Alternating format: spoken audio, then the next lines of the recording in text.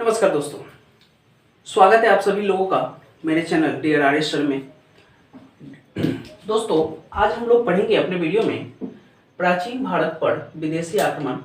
तो प्राचीन भारत पर विदेशी आक्रमण ये उसका दूसरा पार्ट है दोस्तों। और इस तरह से आप कल के क्लास में हम लोगों ने पढ़ा था कि किस तरह से बहुत सारे जो आक्रमणकारी थे, यूनानी और हिंद, ग्रीक, यूनानी वगैरह ये सब जो आक्रमणकारी थे और कैसे कैसे भारत पहुंचे थे, इन सब की चर्चा हम लोगों ने कल के क्लास में किया था। आज हम लोग कुछ उसी को आगे बढ़ाते हुए जो मेन रूप से है उन सब की चर्चा आज अपने वीडियो में हम लोग करेंगे। तो आज का जो वीडियो है ये थोड़ा सा दोस्तों, कल के वीडियो में भी हमने बताया था कि सबको थोड़ा सा सीक्वेंसली याद करें हम लोग, क्योंकि कभी कभी सीक्वेंस भी पूछे जाते हैं इसको। तो सीक्वेंस में थोड़ा सा हम लोग ध्यान रखेंगे इस चीज़ को कि किसके बाद कौन सा आया था। ये सब सारी चीज़ें जो है हम लोग देखेंगे। तो इसमें शक वंश वाले भी आए थे, तो इसके बारे में हम लोग बात करेंगे। शक, तो यहाँ से भी बहुत सारे क्वेश्चंस बनते हैं आपके। शक का दूसरा नाम है सिथियन भी बोलते हैं इसको। तो कहीं कहीं शक, कहीं कहीं सिथियन, दोनों एक ही चीज़ है। तो इनकी हम लोग चर्चा करेंगे। दोस्तों, ये सभी मेन रूप से क्या थे कि मध्य एशिया के निवासी थे। तो दोस्तों यहाँ पे अगर हम लोग भारत की बात करें तो ये हमारा भारत था, कल की क्लास में भी हमने बताया था ये सारी चीज़ें। तो ये वाला हिस्सा चीन था हमारा, यहाँ नेपाल है आपका, नेपाल वाला हिस्सा था। और ये आपका अफगानिस्तान वाला हिस्सा था, ये पाकिस्तान वाला हिस्सा था ये। और ये हमारा मध्य एशिया का हिस्सा है, एशिया का हिस्सा है। तो आपको बताए थे पिछला वीडियो में कि सभी जितने भी आक्रमणकारी थे ये स्थल मार्ग था, और स्थल मार्ग से ही क्या करते थे, वो सारे के सारे जितने भी आक्रमणकारी हैं भारत में आते थे। तो ये सभी क्या थे, मध्य एशिया के निवासी थे। लेकिन ये चारागाह यानी कि जो भी अपने पालतू पशु थे उनके चारागाह के लिए खोज में निकले और चारागाह की खोज करते करते भारत में आ गए। पहले जैसा कोई सीमा उमा था नहीं और चेक पोस्ट भी नहीं था कि दूसरी जगह का वीजा मांग कर आएगा, सीधे घुस जाते थे सब। तो ये आए यहाँ पे, इन्होंने बहुत सारे कबीलों का निर्माण किया और अलग अलग कबीले बनाए और इस तरह से पूरे जगह फैलते चले गए, है ना। तो ये पश्चिमी उत्तर भाग में ये, क्योंकि ये हमारा पश्चिम वाला भाग है, ये हमारा पूर्व वाला भाग है, तो पश्चिम साइड में जो भी रह गए और ये धीरे धीरे करके पूरे भारत में कहीं कहीं फैलने लगे। हालांकि इनकी 5 शाखाएं थी, यानी कि 5 कबीले बने। तो 5 कबीले बने और धीरे धीरे जो स्थानीय जो राजा थे उनसे ये लड़ते चले गए और उनको पराजित करने लगे। तो इस तरह से इनकी 5 शाखाएं थी, हम लोग देख सकते हैं। एक जो अफगानिस्तान, जो दोस्तों इधर वाला क्षेत्र था अफगानिस्तान का, पंजाब जो भारत के इधर वाला क्षेत्र था, मथुरा जो कि यूपी में है आपका, पश्चिम भारत उज्जैन जो कि बीच में है आपका, दक्कन वाला भी क्षेत्र था इसका, दक्कन की पठारी हम लोग पढ़ते हैं। तो ये वाला हिस्सा, ये 5 जगह मेन रूप से थे इनके। जो पश्चिमी उत्तर वाले जो क्षेत्र थे और वहां पे जो राजा या शासक हुआ करते थे वो अपने आप को क्षत्रप बुलाते थे। तो ये क्षत्रप वो लोग अपने आप को बुलाते थे, ये ध्यान रखेंगे थोड़ा सा। और छहरात वंश के हम लोग लिख सकते हैं यहाँ पे थोड़ा सा के बना ले इसको, के नहपान ने अपनी मुद्रा पर राजा की उपाधि धारण की। तो यह एक जो छहरात वंश था उसके राजा थे नहपान, जो अपनी एक मुद्रा चलाई। और मुद्रा चलाई हमने बताया था दोस्तों कि यूनानी लोग ही आकर यहाँ पे क्षत्रप और जो मुद्रा प्रणाली शुरू की थी यहाँ पे। तो उसने एक मुद्रा चलाई थी, उस पे अपने आप को राजा की उपाधि धारण की इसने, यानी कि पहले शासक राजा बन गए यहाँ पे। तो जो हम लोगों ने ये पढ़ा था सातवाहन जो शासक गौतमी पुत्र जो प्रथम की हम लोग चर्चा किए थे, और ये 23वें राजा थे उस टाइम के। इसके बारे में हम लोग कल परसों की वीडियो में चर्चा किए थे इसकी। तो उन्होंने नपाहान को हराया था। तो ये थोड़ा सा ध्यान रखेंगे, नपाहान को किसने हराया था, तो सातवाहक जो शासक था गौतमी पुत्र प्रथम, उसने इसको हराया था। इसमें प्रमुख शासक हुए हैं रुद्रदामन। तो दोस्तों रुद्रदामन जो है बहुत ही प्रतापी उस टाइम पे शासक हुआ करते थे, और इनका नाम जो है सुनहरे अक्षरों में वहाँ पे लिखी गई है। तो इनको क्या था ना कि थोड़ा सा संस्कृत में बहुत ही ज़्यादा दिलचस्पी थी और संस्कृत भाषा इनको काफ़ी लगाव था। तो पहली जो है इसने स्तूप जो है, या जो संस्कृत भाषा में हम लोग अभिलेख बोल सकते हैं उसको, तो संस्कृत भाषा में पहला अभिलेख इन्होंने गिरनार के अभिलेख जो बोला जाता है उसमें उत्कीर्ण करवाया इन्होंने। तो अभी तक जितने भी चंद्रगुप्त मौर्य थे, क्योंकि वहीं से शुरुआत हुई थी इसकी, तो और अशोक के टाइम पे, तो अशोक के काल में क्या है कि यह अभिलेख लिखने का जो सिलसिला चला, यानी कि 84,000 स्तूपों का निर्माण हुआ था उस टाइम पे। अभिलेख हुआ, गुहालेख हुआ, इन सभी की चर्चा हो रही थी। तो उसमें जो है क्या था ना कि उसमें पाली भाषा, खरोष्ठी थी, अरमाइक थी, प्राकृत भाषा, ब्राह्मी, ये सभी भाषा का यूज होता था। लेकिन अभी तक उसमें संस्कृत भाषा का यूज नहीं हो रहा था। तो सबसे पहला ये रुद्रदामन जो थे ये संस्कृत भाषा का यूज किए, और गिरनार का जो अभिलेख है उसमें लिखे गए जो भाषा है उसमें संस्कृत भाषा में लिखी गई है। तो ये थोड़ा सा बहुत ही इम्पोर्टेंट बन जाता है ये। और गुजरात में स्थित जो सुदर्शन झील है दोस्तों, इसकी हम लोग चर्चा करेंगे, सुदर्शन झील की। हालांकि ये मौर्य काल में बनाई गई थी, चंद्रगुप्त मौर्य के टाइम पे सुदर्शन झील बना था वहाँ की सिंचाई व्यवस्था को सुचारू करने के लिए। हालांकि बहुत साल हो गए थे, और उसके बाद ये सुदर्शन झील क्या हुआ कि बहुत ही खंडहर टाइप का हो गया था। तो उसको क्या हुआ कि ये सारी सर सफाई करने के बाद उसको फिर से सुचारू रूप से चालू करवाए, तो यानी कि जीर्णोद्धार किया उनका। तो जीर्णोद्धार करने वाले कौन थे? तो रुद्रदामन थे। तो ये थोड़ा सा ध्यान रखेंगे, यहाँ से इम्पोर्टेंट क्वेश्चंस बन जाते हैं आपके। तो किसने जो है सुदर्शन झील का जीर्णोद्धार कराया? तो ये रुद्रदामन, जो कि शक वंश के राजा थे। तो ये थोड़ा सा ध्यान रखेंगे हम लोग। किसी किसी बुक में दोस्तों 57 या कभी कहीं 58 दिया गया है। तो 57 या 58 ईसा पूर्व में जो उज्जैन के एक राजा थे, स्थानीय राजा थे, जिन्होंने शकों को पराजित किया, यानी कि शकों के जो भी राजा थे उनको पराजित किया। और इस पराजित करने के उपलक्ष्य में उन्होंने अपने आप को एक उपाधि दी, विक्रमादित्य की उपाधि दी।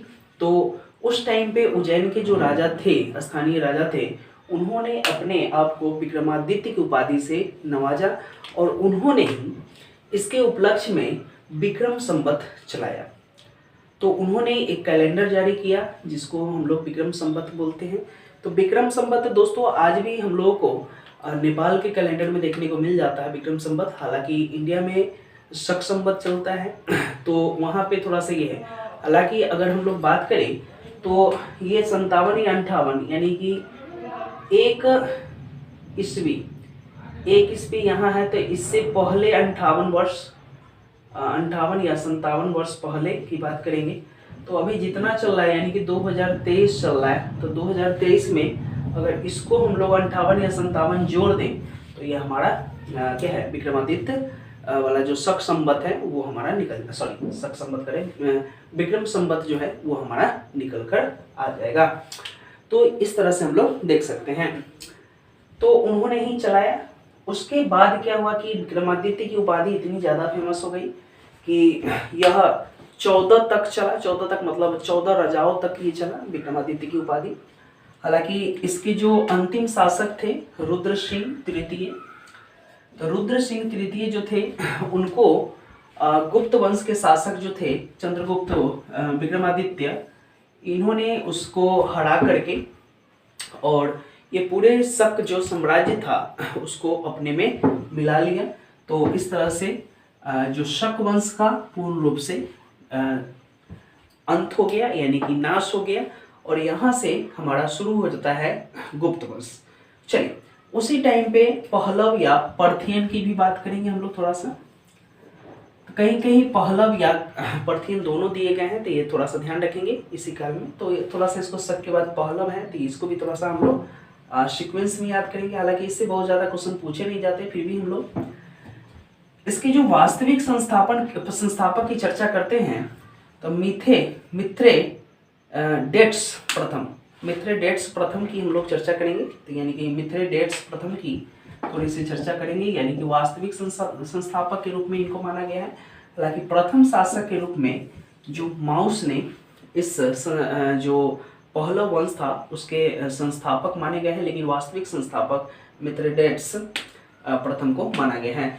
इसके सबसे ज़्यादा विख्यात जो शासक हुए हैं वो गोंदो फर्निस थे। गोंदो फर्निस दोस्तों, ये गोंदो फर्निस के टाइम पे ही जो है प्रथम ईसाई प्रचारक जो सेंट थॉमस मूर जो है वो भारत आए थे।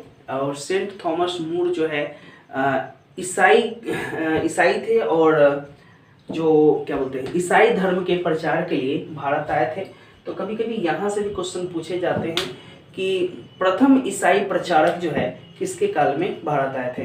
तो दोस्तों यह आए थे पहलव यानी कि गोंदो फर्निस के शासनकाल में यहाँ आए थे। हालांकि ये अलग बात है कि सेंट थॉमस मूर को कर्नाटक में उनकी हत्या कर दी गई थी। तो यहाँ से भी कुछ क्वेश्चंस बन सकते हैं। चलिए, अब इसके बाद जो मेन रूप से आता है कुषाण। तो इसके सबसे कुषाण शासक की बात करें हम लोग तो कुषाण में क्या था, ये मेन रूप से कुषाण शासक ये मेन रूप से चीन के भूची या तोखड़ी जाति से संबंधित थे। चीन के भूची और तोखड़ी जाति से संबंधित थे और ये मध्य एशिया में निवास करते थे। दोस्तों हालांकि हमने बताया कि मध्य एशिया क्यों है, क्योंकि इसमें थोड़ा सा हम लोग आएंगे। ये हमारा चीन वाला पार्ट है, तो ये हमारा हिमालय था यहाँ पे, और हिमालय था ये नेपाल वगैरह था। तो यहाँ से ये जो भी पहाड़ वगैरह थे तो सीधे भारत में तो आना मुश्किल था इनको। तो ये क्या होते थे, इस रास्ते से मध्य एशिया में जाते थे। हालांकि यह रेशम मार्ग भी था दोस्तों, ये वाला रेशम मार्ग था। तो ये रेशम मार्ग से होते हुए मध्य एशिया फिर भारत आते थे ऐसे। तो ये इनका मेन रूप से क्या था, एक रूट था, उस रूट के माध्यम से आते थे। तो पहले तो चीन के ही थे, लेकिन चीन से मध्य एशिया गया और मध्य एशिया से भारत आए थे। तो यहीं पे तोखड़ी जाति से संबंधित थे, मध्य एशिया से भारत आए थे। ये थोड़ा सा ध्यान रखेंगे हम लोग। और 5 कुलों में ये भी विभाजित थे, प्रमुख थे। इनमें सबसे ज्यादा प्रमुख जो है कनिष्क की बात करेंगे हम लोग। तो सबसे ज्यादा जो प्रतापी राजा हुए उस टाइम पे कनिष्क हुए हैं, क्योंकि कनिष्क से बहुत सारे क्वेश्चंस बनते हैं, इसलिए थोड़ा सा ये बहुत ही महत्वपूर्ण हो जाता है। इनकी राजधानी की बात करें दोस्तों तो पुरुषपुर यानी कि पेशावर जो कि पाकिस्तान में अभी, और दूसरा राजधानी इसका था मथुरा में। तो दोस्तों इसकी चर्चा थोड़ा सा हम लोग करेंगे। हालांकि 78 एडी की बात करें, यानी कि ईस्वी चालू हो गया है, यानी कि ईसा ये ईस्वी बोले हैं, तो इधर आ जाएंगे हम लोग 78। तो 78 ईस्वी यानी कि एडी का मतलब ईस्वी हो गया। तो यानी कि 78 जो साल बाद, यानी कि ईसा मसीह के जन्म के 78 साल बाद की बात करें तो उन्होंने शासक बनने के उपलक्ष्य में शक संवत चलाया। शक संवत जो कि हमारे राष्ट्रीय कैलेंडर है, अभी जो शक संवत अभी दोस्तों कुछ देर पहले हम लोग चर्चा कर रहे थे कि अभी जो भारत का राष्ट्रीय कैलेंडर है वो शक संवत के हिसाब से, यानी कि अभी जो भी है उसमें से हम लोगों को घटाना पड़ेगा, कितना 78 वर्ष घटाना पड़ेगा। तो ये दोस्तों हमारा निकल कर आ जाएगा कि कितना चल रहा है। तो शक संवत हमारा चलाया जाएगा, ये बना था हमारा।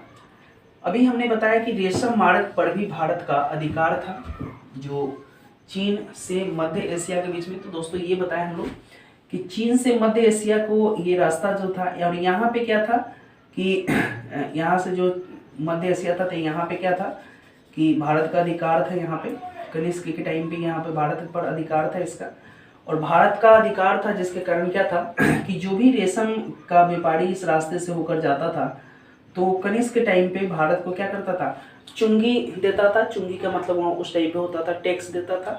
तो रेशम उस मार्ग से ले जाते थे तो क्या करते थे, उसको टैक्स देते थे। और टैक्स की कमाई इतनी ज़्यादा थी कि कनिष्क क्या हुए कि टैक्स की कमाई से इतनी ज़्यादा थी कि टैक्स के कारण क्या है, ये है बहुत ज़्यादा इनके पास पैसे आने लगे। और पैसे आने लगे तो उसमें क्या हुआ कि इन्होंने सर्वाधिक शुद्ध सोने के सिक्के क्या हुए कि चलवाए थे। सर्वाधिक शुद्ध सोने के सिक्के, यानी कि सर्वाधिक सोने के सिक्के नहीं, सर्वाधिक शुद्ध सोने के सिक्के चलवाए थे इन्होंने। तो कभी कभी यहाँ से सवाल भी पूछे जाते हैं कि सर्वाधिक शुद्ध सोने के सिक्के किसने चलवाए थे, तो ये कनिष्क थोड़ा सा ध्यान रखेंगे। हालांकि सर्वाधिक मात्रा में किसने चलवाए, कौन से धातु का चलवाया, तो तांबा था इस टाइम पे। तो सर्वाधिक किस धातु के सिक्के चलाए गए इस टाइम पे, कनिष्क के टाइम पे, तो वो तांबा था। थोड़ा सा ये ध्यान रखेंगे। कनिष्क जो बौद्ध धर्म का महायान शाखा को मानता था, यानी कि हम लोग बौद्ध धर्म जब पढ़े हैं तो हीनयान और महायान की चर्चा किए थे, तो ये महायान को मानता था। और इन्हीं के काल में बौद्ध संगति यानी कि चौथी बौद्ध संगति हुई थी कनिष्क के टाइम पे, जिनके अध्यक्ष थे वसुमित्र, जिनके अध्यक्ष थे। तो ये थोड़ा सा ध्यान रखेंगे, वसुमित्र जो थे इनके अध्यक्ष थे। और चौथी बौद्ध सभा किनके टाइम पे हुई थी, कनिष्क के टाइम पे हुई थी। और इस टाइम पे गंधार और मथुरा कला बहुत ही ज़्यादा फेमस थी, ये भी थोड़ा सा ध्यान रखेंगे गंधार और मथुरा कला का। तो दोस्तों गंधार जो था ये क्या था, क्योंकि देखना यहाँ पे दोस्तों थोड़ा सा ध्यान रखना, ये इधर वाला कंधार वाला क्षेत्र था। तो कंधार वाला क्षेत्र था, हालांकि ये पूर्ण रूप से बाहरी वाला क्षेत्र था। तो बाहरी वाला क्षेत्र था क्या था, तो बौद्ध धर्म का प्रचार क्या था, बाहर में भी था, यानी कि अपने देश के बाहर जैसे चाइना, जापान, ये सभी जगह फैलते चले गए थे। तो ये गंधार कला क्या था कि मिक्सअप था, यानी कि बाहरी चीज़ों से, इसलिए बौद्ध धर्म से संबंधित है। और मथुरा कला की बात करें तो भारत के अंदर ही था, यहाँ पे मथुरा यूपी में। तो ये मथुरा कला था, तो ये भारत के अंदर ही था। तो ये थोड़ा सा जैन धर्म से संबंधित था। दोस्तों ये थोड़ा सा ध्यान रखेंगे हम लोग इस चीज़ को, गंधार कला और मथुरा कला किनसे संबंधित है, कभी कभी क्वेश्चन यहाँ भी पूछे जा सकते हैं आपके।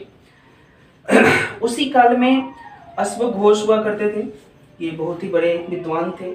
उन्होंने बुद्ध चरित्र की रचना की थी। चरक जो थे, चरक संहिता की रचना की थी। तो दोस्तों ये ध्यान है, बहुत ही बड़े जो क्या थे क्या नाम उसको, चरक यानी कि अरे मेडिसिन वाले थे ये, चरक संहिता के। सुश्रुत जो थे शैल्य चिकित्सा वाले थे, इनके बारे में आप लोग चर्चा सुने होंगे और बहुत सारे जगह भी पढ़े होंगे। सुश्रुत शैल्य चिकित्सा के क्या खोज करता है। नागार्जुन भी इन्हीं काल में था, जो शून्यवाद यानी कि सापेक्षवाद की खोज की थी। तो उनके टाइम पे भी 4 बहुत बड़े बड़े विद्वान हुए, जहाँ से क्वेश्चंस आपके बनते हैं। तो आशा करते हैं कि आपको आज का वीडियो समझ में आया होगा, और पूर्ण रूप से थोड़ा सा 1-2 बार देखेंगे तो ये ध्यान आपको हो जाएगा, क्योंकि यहाँ से बहुत सारे क्वेश्चंस आपके ऑब्जेक्टिव के दृष्टिकोण से आते हैं। और हमने अपने वीडियो में उन सारी चीज़ों को इंक्लूड करने का प्रयास किया है जहाँ से ऑब्जेक्टिव आपके बनते हैं। चलिए आगे की वीडियो में फिर से मिलते हैं। नमस्कार।